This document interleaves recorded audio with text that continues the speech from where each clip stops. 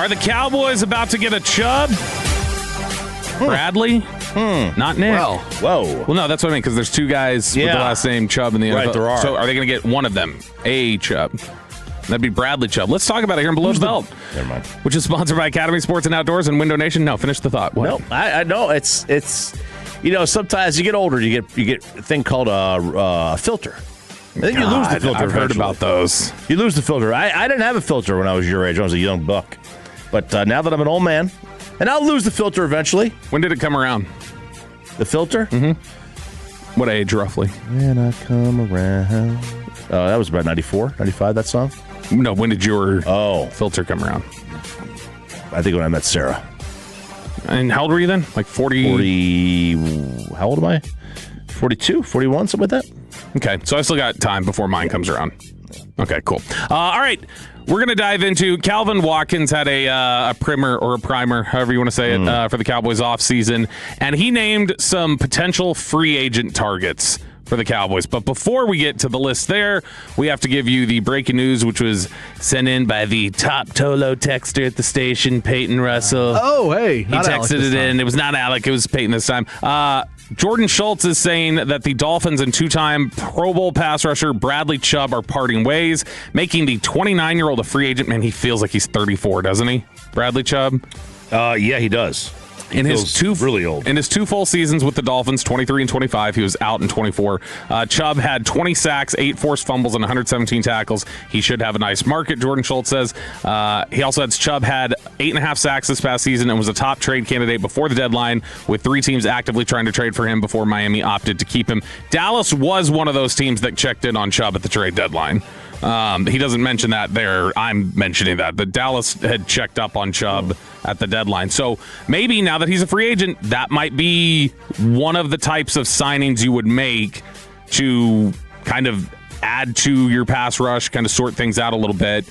I would be in favor of kicking the tires on Bradley Chubb personally. 34, you said? No. See, that you're supposed to be listening. 29, and I said it feels like he's 34, doesn't it? He's 29, Chubb. Then the budget. Yeah, I'd kick the tires. Absolutely. I think it's worth looking to. Like I said, can you get him at a Clowney rate? No, probably not. Probably more expensive, I would guess. Younger than Clowney, has shown more recent sustainable success, but also not coming off of as fresh an injury as Clowney was. But I'm saying bring Clowney and Chubb in here. I'm for that. I like the idea of Chubb as a cheaper alternative to Trey Hendrickson is all that I'm saying. And that's where we get to the list of names that Calvin Watkins has. And I'm going to throw some of these out. I want to get your thoughts on these. In his offseason overview, he said, which free agents should the Cowboys target? And look, I'm not saying that all these are, but I don't think Calvin is one to just throw things out there like made up. You know what I mean? Yeah. Like, I don't think he's just one to, all right, I got to fill an article. Let me just come up with some names. Like, I think he generally has an idea of some people that may be involved. So here are the list of 5 free agent possibilities. One of them, a running back, the only offensive player on his list. And a name very familiar to all of us here in Dallas, particularly us here on the morning show. Ezekiel Elliott. Nope, because we just talked to him 2 weeks ago. Rico Dowdle. Rico Dowdle. If the Cowboys can't re-sign Williams, bringing back Dowdle could work. He's well respected in the locker room. I would not be, if for some reason the Javonte Williams stuff went sideways, I would not be opposed to bringing Rico Dowdle back at all. Yeah, I wouldn't either. Where do you stand on just giving it to a rookie? I mean, there's got to be consent, but like for you to you got to come to a contract agreement to play them on the ground. I'm fine if they can do it. I'm fine if they can do it. More on Michael Jordan coming up next segment. Hang on a second. We got to talk about that. Aiden, get this on the fan cam. 9 o'clock. Yeah, 9 o'clock. Aiden, that'll get come the up. Jordan video. We got to talk about this at 9 o'clock. Blur it first. What? I said blur it first. I don't know what was happening what there. He was doing there. That was very odd, that video. More on that coming up at 9. But no, yeah, I'm fine with a rookie starting running back. That's fine. It's just it's obviously got to be the right guy in the right mix, because I mean Ashton Genty didn't work out last year. So could that work out with somebody else? Potentially. All right. Did Ashton Jeanty not work out because the Raiders stink? Yeah, I mean, that's part of it. And then the Cowboys, I would say it's 80% of it. It's a large part of it, yeah. But I'm just saying that it depends on the running back and what your situation is. Yeah. Like, that was not going to work for the Raiders last year.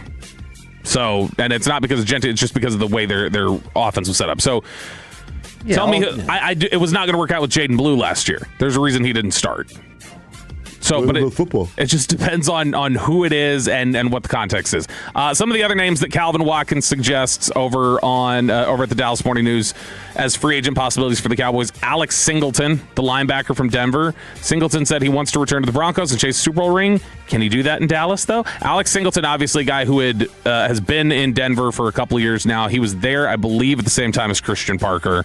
And so some experience there, some familiarity there, and a guy who has turned his career from being an undrafted guy and somebody who ended up in the CFL initially and then had a stint in the middle of his NFL career back at the CFL. He has been a pretty steady, solid option at linebacker. He will be 33 next season. Some of the other names here: Nakobe Dean, Philadelphia. Deemed too small coming out of Georgia, but has emerged as a rising talent. Health is the biggest issue with him. I'm terrified of Nakobe Dean because he's been fine. I don't think he's been a superstar in Philly. He's been fine. He would know what Christian Parker's trying to do. He would be a good advocate and a good communicator for some of that stuff. But, man, he is a smaller, slower linebacker with injury problems. And you've already got injury problems with DeMarvion Overshown. Do you want to introduce that with another big acquisition that you have at the position? Malcolm Kuntz is also an option, the edge rusher from Las Vegas. That's Koonce. Choppy. Yep. Edge rusher from the Raiders. He's coming off of a torn ACL. He had 4.5 sacks and 13 quarterback hits in a backup role in 2025. He was somebody that the Cowboys kicked around a little bit as a potential option that they were investigating during the season around the trade deadline. And then the last name, and this would be busting the budget: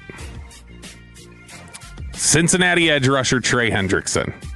And we're hearing this name a lot lately, Chop. Where Jeremy Fowler suggested it. I think Breer had mentioned him. Calvin's talking about him here. Todd mentioned him in passing, not as like an option, but just as like an example, I think, of, hey, here's somebody who's out there. But he says that after failing to come to contract terms for several years, he's finally on the market. His age, 31, and health, coming off core surgery, give you some pause. The top defensive player on the free agent market this year, by all accounts, is Trey Hendrickson. Yes. This is not any sort of super comfortable position to be in, though, because like Calvin just mentioned there, the injury history, the age. And the cost. If you're going to bust the budget, though, and you're looking for somebody on defense, that's probably the top guy. Oh, easily. So are you willing to go that direction, though? Number is? Let's say the number is, say it's 3 for $90. I'm just throwing a number out there. I don't know if that's the number. Okay, but I do believe that's $30 million a year. 3 for $90, and the first year is fully guaranteed. The second year is like 80% guaranteed. And then you're free of it on year 3 if you want to be. And Pickens is what? Like what value would Pickens sign for? Yeah, like what happens with George? Let's say he plays on the tag. He plays on the tag? Let's say that's the setup. Man, that's gonna be tough. You could make Hendrickson cheaper this year on a 3-year deal. You could make him 10. Yeah, you could make it a lower number. Yeah, okay. I like Trey. Trey's a good player. He actually gets home a lot. So what if I told you? Okay, so that's busting the budget.